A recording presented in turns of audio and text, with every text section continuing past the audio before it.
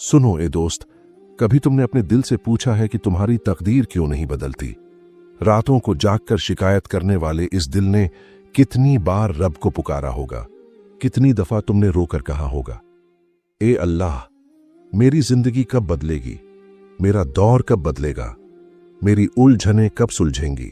लेकिन शायद तुमने आज तक इस सवाल का जवाब नहीं सुना कि तकदीर का रास्ता रोकने वाली चीज क्या है और तकदीर को बदलने की चाबी किसके पास है। यह दास्तान उसी चाबी के बारे में है जो गौसे आजम शेख अब्दुल कादिर जिलानी ने अपने मुरीदों को सिखाई थी।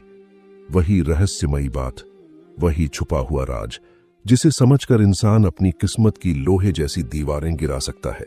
आज हम उसी एक बात की खोज में चलेंगे, वो बात जिसे सुनकर इंसान कांप जाता है, उसकी आंखें भर आती हैं और उसके अंदर कहीं दबा हुआ इंतजार बोल उठता है। शायद यही वो जवाब है जिसकी मुझे बरसों से तलाश थी। ये दास्तान तुम्हें वो सच सुनाएगी जो शायद जिंदगी में पहली बार सुनोगे। अब चुप हो जाओ, अपने दिल को शांत करो, क्योंकि जो तुम सुनने वाले हो वह तुम्हारी जिंदगी की सोच को जड़ से बदल देगा। जब हम दुआ मांगते हैं तो हमें लगता है कि हम अल्लाह के बहुत करीब हैं, मगर सुल्तान उल औलिया गौसे आजम अपनी किताब फुतूह अल गैब के पन्नों में एक ऐसा सच बयान करते हैं जो हमारे इस भ्रम को तोड़ देता है। जरा सोचो, एक भिखारी बादशाह के दरवाजे पर जाता है। वह दरवाजा खटखटाता है, रोता है, गिड़गिड़ाता है, लेकिन अंदर से कोई आवाज नहीं आती। दरवाजा नहीं खुलता। भिखारी सोचता है, शायद बादशाह निर्दयी है, शायद उसे मेरी आवाज नहीं आ रही।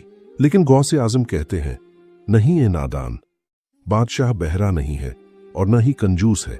मसला यह है कि तू अभी मांगने वाला बना ही नहीं। आप फरमाते हैं कि हम जब दुआ करते हैं तो हमारे दिल में एक अजीब सी अकड़ होती है। हम जबान से कहते हैं, या अल्लाह दे दे, लेकिन हमारे दिल की हालत यह होती है, अगर तूने नहीं दिया तो मेरा क्या होगा? मुझे यह चीज अभी चाहिए, इसी वक्त चाहिए। यह मांगना नहीं है, यह तो शर्त लगाना है। और याद रखना मेरे दोस्त, मोहब्बत में शर्तें नहीं होती और बादशाही दरवाजे पर जिद नहीं चलती। जब तक तुम्हारे दिल में यह शोर है कि मेरी मर्जी पूरी क्यों नहीं हो रही, तब तक वहां रब की रजा की आवाज नहीं आ सकती। गौसे आजम हमें एक आईना दिखाते हैं। वह पूछते हैं, तुझे क्या लगता है तेरे और तेरे रब के बीच में कौन है? क्या आसमान की दूरी है?